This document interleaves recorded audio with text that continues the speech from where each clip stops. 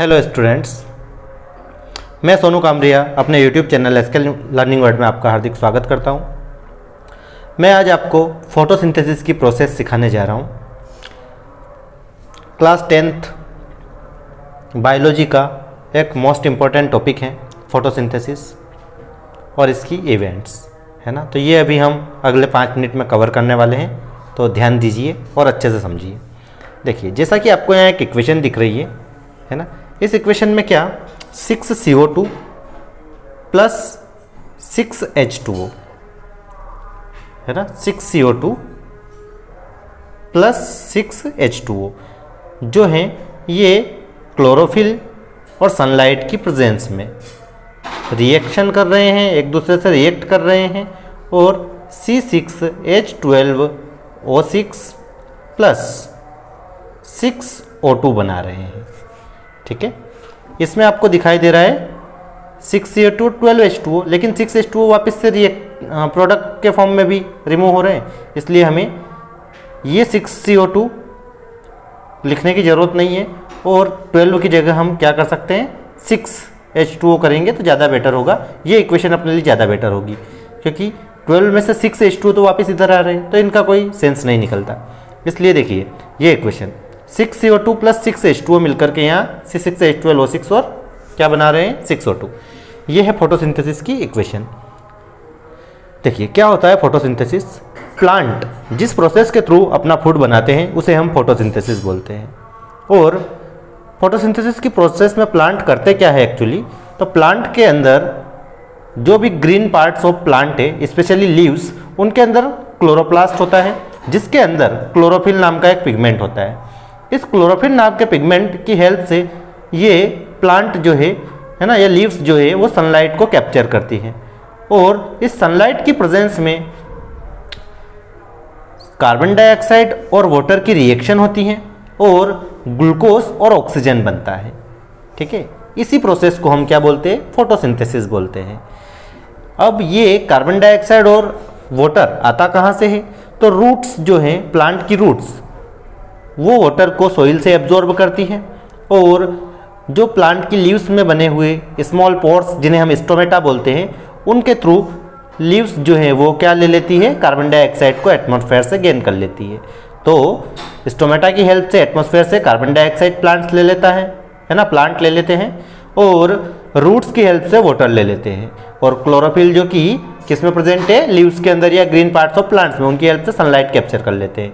अब इस सनलाइट की प्रेजेंस में इस कार्बन डाइऑक्साइड और वाटर के बीच में रिएक्शन होती है और ग्लूकोज और क्या बनता है, ऑक्सीजन बनता है। इस प्रोसेस को हम फोटोसिंथेसिस बोलते हैं। ठीक है, ये जो ग्लूकोज बना, ये फिर क्या होता है, प्लांट में धीरे धीरे ग्लूकोज के मॉलिक्यूल्स आपस में कंबाइन होकर के स्टार्च के फॉर्म में कन्वर्ट होते हैं और प्लांट में फूड के फॉर्म में स्टोर हो जाते हैं। ठीक है, अब यहाँ से मेन जो क्वेश्चन बनता है या इम्पोर्टेंट जो चीज़ बनती है वो बनती है events occur during the photosynthesis, है ना, कि फोटोसिंथेसिस की प्रोसेस में क्या क्या इवेंट्स होती है। तो ये 3 पॉइंट जो है ये मोस्ट इंपॉर्टेंट बनते हैं, इनसे क्वेश्चंस एग्जाम में पूछे जाते हैं।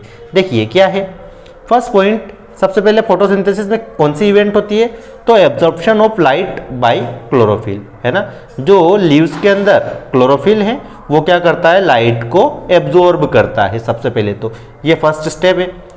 अब लाइट को जब एब्जॉर्ब कर लिया क्लोरोफिल ने, उसके बाद क्या होता है, conversion of light energy into chemical energy, है ना।